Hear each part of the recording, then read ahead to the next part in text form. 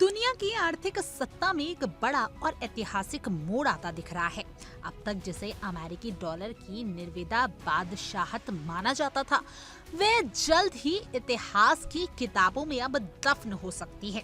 इसकी शुरुआत हुई कजाकिस्तान में आयोजित एससीओ के हालिया शिखर सम्मेलन से, जहां भारत, चीन और रूस ने मिलकर एक ऐसा खाका खींचा जो न सिर्फ अमेरिकी अर्थव्यवस्था की चूल्हे हिला सकता है, बल्कि पूरे वैश्विक आर्थिक संरचना को नई दिशा देने की क्षमता रखता है।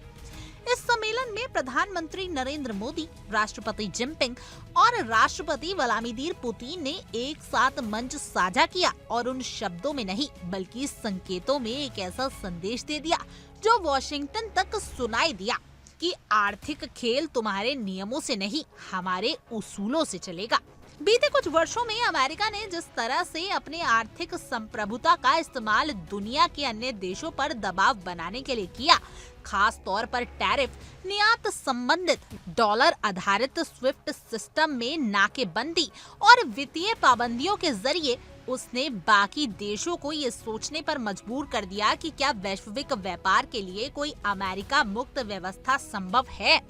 एससीओ सम्मेलन के दौरान इसी सवाल का जवाब ढूंढा गया और सूत्रों की माने तो भारत, चीन और रूस ने एक साझा आर्थिक फ्रेमवर्क पर काम शुरू कर दिया है, जिसका उद्देश्य है डॉलर पर निर्भरता को कम करना और स्थानीय मुद्राओं के जरिए आपसी व्यापार को बढ़ावा देना।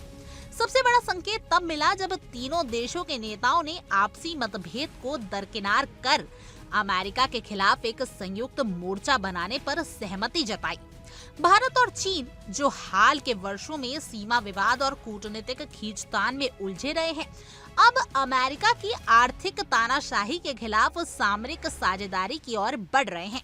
एससीओ सम्मेलन में इस बात पर जोर दिया जा रहा है कि वैश्विक व्यापार के लिए बहुध्रुवीय मुद्रा प्रणाली की जरूरत है, जहां डॉलर ही सब कुछ ना हो। ये विचार कोई भावनात्मक प्रतिक्रिया नहीं, बल्कि सोची समझी आर्थिक रणनीति है और यही बात वॉशिंगटन को सबसे ज्यादा डरा रही है।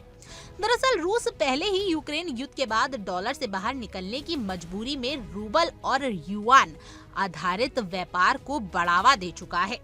चीन ने भी कई देशों से युआन में समझौते किए हैं। वहीं भारत, जिसने हाल ही में यूएई, बांग्लादेश, श्रीलंका और रूस के साथ आईएनआर में व्यापार की दिशा में पहल की है, अब इस आंदोलन को सामूहिक समर्थन देने की दिशा में बढ़ रहा है। एससीओ सम्मेलन के बाद सूत्रों ने ये भी बताया है कि एक डिजिटल भुगतान मंच की भी चर्चा हुई, जिसमें ब्रिक्स डिजिटल करेंसी या ब्लॉकचेन आधारित अंतर्राष्ट्रीय भुगतान प्रणाली शामिल हो सकती है।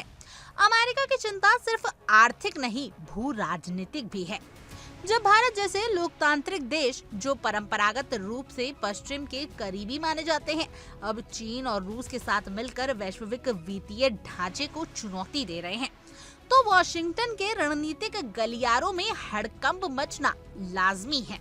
व्हाइट हाउस के भीतर इस पर गंभीर चिंतन शुरू हो चुका है कि क्या भारत अब ग्लोबल साउथ का नेता बनकर अमेरिका से धीरे धीरे दूरी बना रहा है, और क्या भारत की ये नई भूमिका अमेरिका के इंडो पैसिफिक रणनीति को पलीता लगा सकती है। इस पूरे घटनाक्रम में प्रधानमंत्री नरेंद्र मोदी की भूमिका बेहद निर्णायक मानी जा रही है। भारत अब संतुलनकारी ताकत नहीं, बल्कि एक ग्लोबल गेम चेंजर की भूमिका में आ चुका है। मोदी ने एससीओ के मंच से जो संदेश दिया कि युद्ध और एक तरफा दबाव की नीति अब नहीं चलेगी, वैश्विक व्यवस्था सबकी होनी चाहिए, वो स्पष्ट रूप से अमेरिका के आर्थिक वर्चस्व पर प्रहार था। भारत ये जताना चाहता है कि अब वह सिर्फ पश्चिमी नीतियों का फॉलोअर नहीं, बल्कि विकासशील देशों की आवाज बनकर उभरेगा।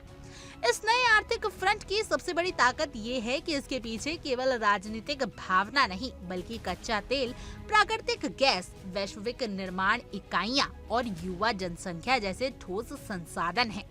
रूस के पास ऊर्जा है, चीन के पास उत्पादन है और भारत के पास सेवा क्षेत्र और उपभोक्ता शक्ति है। ये तीनों मिलकर वे आर्थिक त्रिशूल बना सकते हैं जो डॉलर की जड़ें हिला सकता है। एससीओ सम्मेलन से शुरू हुआ ये आर्थिक विद्रोह आने वाले वर्षों में अमेरिका की आर्थिक एकाधारवादी व्यवस्था को चुनौती दे सकता है। अगर भारत, चीन और रूस जैसे देश डॉलर को दरकिनार कर अपनी अपनी मुद्राओं में व्यापार करने लगे तो न सिर्फ अमेरिका की आर्थिक शक्ति कमजोर होगी बल्कि IMF, वर्ल्ड बैंक और स्विफ्ट जैसे संस्थानों की भूमिका पर भी सवाल खड़े हो जाएंगे।